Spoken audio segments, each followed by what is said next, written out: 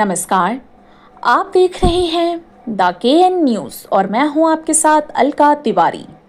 आज हम आपको बताने जा रहे हैं मेरठ के उस बहुचर्चित हत्याकांड की पूरी कहानी, जिसमें पति की हत्या कर शव को ड्रम में छिपा दिया गया था और अब वही आरोपी पत्नी मुस्कान रस्तोगी जेल में गर्भवती पाई गई हैं, जिसके बाद इस पूरे मामले में कई सवाल खड़े हो गए हैं। जी हाँ, ये मामला है मेरठ के सौरभ राजपूत हत्याकांड का। सौरभ लंदन के एक मॉल में काम करते थे और पहले नेवी मर्चेंट में भी रहे थे। 24 फरवरी 2025 को वो मेरठ अपने घर लौटे थे। 25 फरवरी को उन्होंने बेटी पीहू का जन्मदिन मनाया और 27 फरवरी को पत्नी मुस्कान का। लेकिन 3 मार्च की रात मुस्कान रस्तोगी ने अपने प्रेमी साहिल शुक्ला के साथ मिलकर पति सौरभ की सीने में चाकू घोंपकर हत्या कर दी। हत्या के बाद शव को टुकड़ों में काटा गया और प्लास्टिक के नीले ड्रम में भरकर ऊपर से सीमेंट डाल दिया गया। वारदात के बाद मुस्कान और साहिल 5 मार्च को हिमाचल के कसौल घूमने चले गए। 17 मार्च को दोनों मेरठ लौटे और 18 मार्च को ये सनसनीखेज मामला सामने आया। अब इस पूरे केस का ट्रायल जिला जज संजीव पांडे की अदालत में चल रहा है। बुधवार को इस केस में नीला ड्रम विक्रेता सैफुद्दीन की गवाही हुई। वीडियो कॉन्फ्रेंसिंग से जब मुस्कान और साहिल की पेशी हुई तो सैफुद्दीन ने अदालत में मुस्कान को पहचानते हुए कहा, हाँ साहब, यही वो महिला है जिसने मेरी दुकान से नीला ड्रम खरीदा था। उसने बताया कि 4 मार्च को मुस्कान दुकान पर आई थी।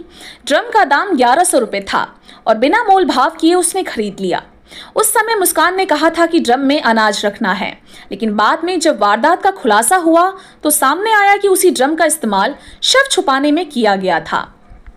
इस हत्याकांड में सबसे चौंकाने वाला मोड़ तब आया जब जेल में बंद मुस्कान की अचानक तबीयत बिगड़ी। 5 अप्रैल को उसे चक्कर और उल्टी की शिकायत हुई। 7 अप्रैल को महिला डॉक्टर ने जेल में ही उसका चेकअप किया और अल्ट्रासाउंड कराने की सलाह दी।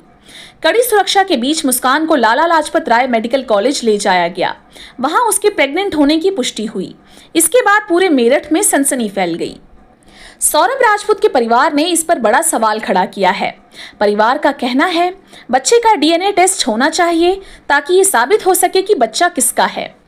सौरभ के भाई बबलू का कहना है, अगर ये बच्चा हमारे सौरभ का हुआ तो हम उसका पालन पोषण करेंगे, लेकिन अगर ये किसी और का है तो सच्चाई सामने आनी ही चाहिए। फिलहाल अदालत में इस केस के 36 गवाहों के बयान दर्ज किए जाने हैं। ड्रम विक्रेता की गवाही पूरी हो चुकी है और अब आगे की सुनवाई जारी रहेगी। मेरठ का यह हत्याकांड, जिसमें प्यार, धोखा, हत्या और अब गर्भवती होने का खुलासा, सब कुछ एक क्राइम थ्रिलर की तरह सामने आ रहा है। हम इस केस की हर अपडेट आप तक पहुंचाते रहेंगे।